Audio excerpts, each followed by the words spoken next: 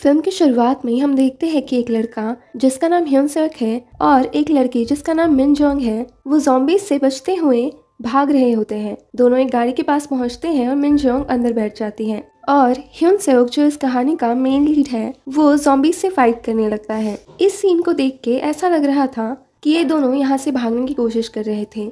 इसके बाद हमें 24 आवर्स के पहले का फ्लैशबैक दिखाया जाता है। पूरे एक दिन पहले रात को दो चोर एक कंटेनर में से चोरी कर रहे थे और तभी एक बिल्ली वहां घुसकर गुस्से में उस चोर की गर्दन पर पंजा मार देती है। जब ये दो चोर वहां से बाहर निकलते हैं तो मेन चोर अजीब हरकतें करने लगता है। जब दूसरा चोर परेशान होकर उसे देखने आता है तो मेन चोर उस पे ही अटैक कर देता है और उसे मार डालता है। जब सुबह होती है तब चोर एक लेक से बाहर निकल रहा होता है। इसके बाद हम देखते हैं कि मेन लीड जो कि एक नेशनल लेवल एथलीट है, वो अपने बेड से उठता है और रेडी होकर काम पे निकलता है। तभी हम दूसरी ओर देखते हैं चोर कच्चा मांस खा रहा था, वो भी जमीन पर बैठकर, और लोग उसका वीडियो बना रहे थे। तभी वहाँ पुलिस वाले भी आ जाते हैं और चोर से कुछ पूछने लगते हैं, लेकिन चोर सबको डराते हुए वहाँ से भाग निकलता है।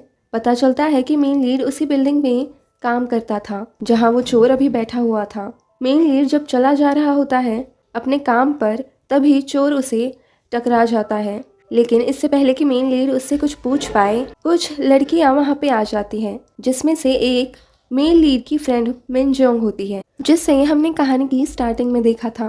कुछ लड़के उन्हें परेशान कर रहे होते हैं और इसी वजह से मेन लीड चोर को छोड़कर उन लड़कियों की हेल्प करने के लिए आ जाता है। चोर भी वहां से भाग जाता है। हमारा मेन लीड उन दो लड़कों को आराम से समझाता है कि वो दोनों उन लड़कियों को जाने दें, लेकिन उनके ना मानने पर हमारा मेन लीड उन्हें लातों और मुक्कों से मना लेता है।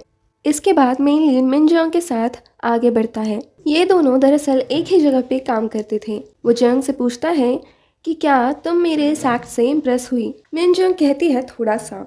मेन लीड उसे कॉन्सर्ट के लिए पूछता है, लेकिन जोंग उसे मना कर देती है क्योंकि उसे शोर शराबा बिल्कुल भी पसंद नहीं है, और वहाँ से वो निकल जाती है। तभी वहाँ उस बिल्डिंग की मालकिन आ जाती है और मेन लीड से रेंट देने को कहती है, जो कि मेन लीड की टीम ने 2 महीने से नहीं चुकाया था।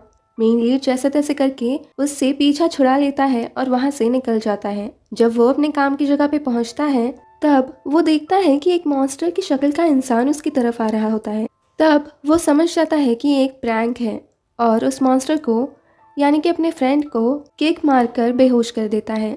उसका बॉस अंदर से वीडियो रिकॉर्ड करते हुए निकलता है। दरअसल इन चारों का एक यूट्यूब चैनल होता है और ये लोग उसी पे ही मेहनत कर रहे होते हैं, लेकिन इनकी कमाई कुछ अच्छी नहीं होती। अगले सीन में हम देखते हैं कि उनका बॉस जेंग को परेशान कर रहा होता है, लेकिन वो कुछ नहीं कर पाती क्योंकि उसे ये जॉब चाहिए थी। तभी मेन लीड वहां आकर बॉस को वहां से बुला लेता है। इसके बाद मेन लीड जेंग को एक सेल्फ डिफेंस टेक्निक सिखाता है और कहता है कि अगली बार से तुम चुप मत रहना। अगर बॉस तुम्हारे साथ बदतमीजी करे तो उन्हें करारा जवाब देना। लेकिन जेयोंग को ये जॉब बहुत मुश्किल से मिली थी और वो इसे खोना नहीं चाहती थी। तभी उसे बॉस का कॉल आता है और वो दोनों अंदर आ जाते हैं।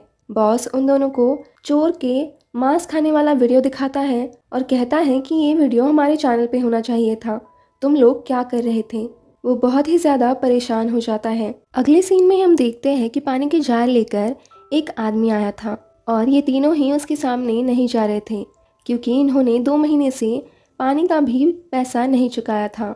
मेन लीड जैसे तैसे करके पानी वाले को वहां से वापस भेज देता है। पानी वाला जब नीचे अपनी गाड़ी के पास पहुंचता है तभी वो चोर जो अभी एक ज़ॉम्बी बन चुका था, वो उस पर अटैक कर देता है। जब वो अपने आप को मिरर में देखता है तो वो खुद ही चीख पड़ता है। अब रात का टाइम हो जाता है और बिल्डिंग की मालकिन अपने 2 गार्ड्स के साथ घूम रही थी।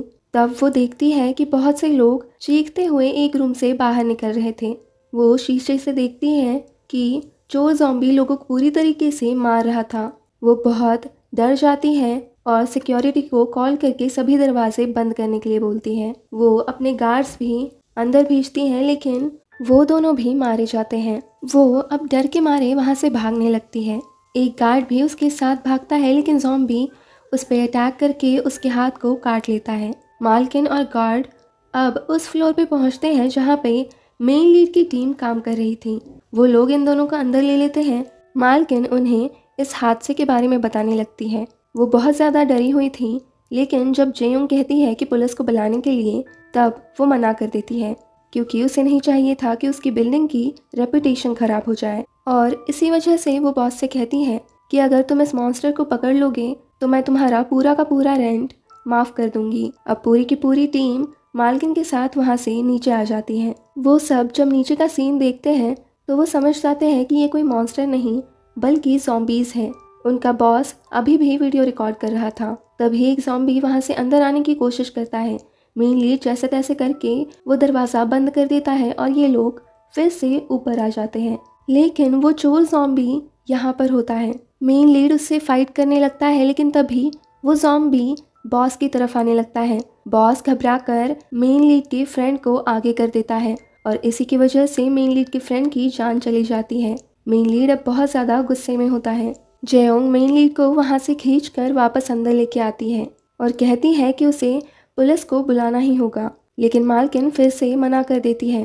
तभी मालकिन के पीछे से जो गार्ड जिसे ये लोग यहाँ पर ही छोड़ के गए थे, वो अब ज़ॉम्बी बन चुका था और वो कुछ ही पलों में मालकिन को मार डालता है। जेयोंग और बॉस बाहर आ जाते हैं और मेन लीड उस ज़ॉम्बी से फाइट करने लगता है। तभी बॉस देखता है कि मेन लीड का जो फ्रेंड अभी ज़ॉम्बी बन चुका था वो उन्हीं की तरफ भागते हुए आ रहा था। बॉस अब खुद की जान बचाने के लिए फिर से जेयोंग को आगे कर देता है और खुद उसके पीछे छुप जाता है। मेन लीड तभी वहां पहुंचकर जेयोंग को पीछे खींच लेता है और बॉस को मरने देता है। उसने गार्ड ज़ॉम्बी से भी पीछा छुड़ा लिया था। ये दोनों अब भागकर गैराज में पहुंचते हैं और एक रूम में सेफली बैठ जाते हैं। जेयोंग को यहाँ पे नींद लग जाती है और वो सपने में देखती है कि वो मेन लीड को ढूंढ रही थी और तभी एक ज़ॉम्बी उस पर अटैक कर देता है। वो चीखते हुए उठती है, लेकिन मेन लीड को अपने साथ ही पाती है। मेन लीड कहता है कि उन्हें फ़ोन तक पहुंचकर पुलिस को फ़ोन लगाना ही होगा। तभी उसे एक आइडिया आता है जब वो एक रेडियो को वहाँ पर देखता है। वो ये रेडियो ऑन कर देते हैं और रेलिंग से नीचे लटका देते हैं ताकि सारे ज़ॉम्बीज़ वहाँ चले जाएं और वो आराम से फ़ोन तक पहुँच सके। ये लोग जब वापस से अपने ऑफिस तक पहुँचते हैं तब मेन लीड का फ्रेंड मेन लीड पर अटैक कर देता है और बॉस का ज़ॉम्बी जेयोंग पे अटैक कर देता है। तभी जेयोंग यहाँ पे मेन लीड की सिखाई हुई सेल्फ डिफेंस टेक्निक यूज़ करती है और बॉस को मार देती है और दायोंग को भी बेसबॉल बैट से मारती है। ऑफिस में पहुंचकर पता चलता है कि सिग्नल ही नहीं था। इसके बाद हमने जो शुरुआत में सीन देखा था वही देखने को मिलता है। ये लोग उस गाड़ी तक पहुंच जाते हैं, लेकिन वहां पर बहुत सारे ज़ॉम्बीज़ मेन लीड पर चढ़ जाते हैं। तभी जेयोंग फायर एक्सटिंग्विशर लेकर ज़ॉम्बीज़ पे स्प्रे करती है। ज़ॉम्बीज़ उसकी वजह से मेन लीड को छोड़कर दूर भागते हैं। ये दोनों अब फिर से गैराज तक पहुंचते हैं, लेकिन वहां पर वो चोर ज़ॉम्बी भी होता है जिससे मेन लीड जैसे तैसे करके पीछा छुड़ा लेता है। लेकिन बिल्डिंग की मालकिन जो भी ज़ॉम्बी बन चुकी थी वो वहाँ पे आ जाती हैं और वो मेन लीड को पैर पे काट भी लेती है। अब यहाँ पे जेयोंग और मेन लीड बहुत ज़्यादा इमोशनल हो जाते हैं क्योंकि मेन लीड कुछ ही देर में ज़ॉम्बी बनने वाला था। लेकिन जैसे ही वो उठता है तो पता चलता है कि मालकिन ने नकली दांत लगाए हुए थे और मेन लीड के पैर पर कोई भी बाइट मार्क नहीं था। और अब जेयोंग राहत की सांस लेती है। ये लोग यहाँ से बाहर निकलते हैं और ये स्टोरी यहीं पे एंड होती है। अगर वीडियो अच्छा लगा हो तो प्लीज़ लाइक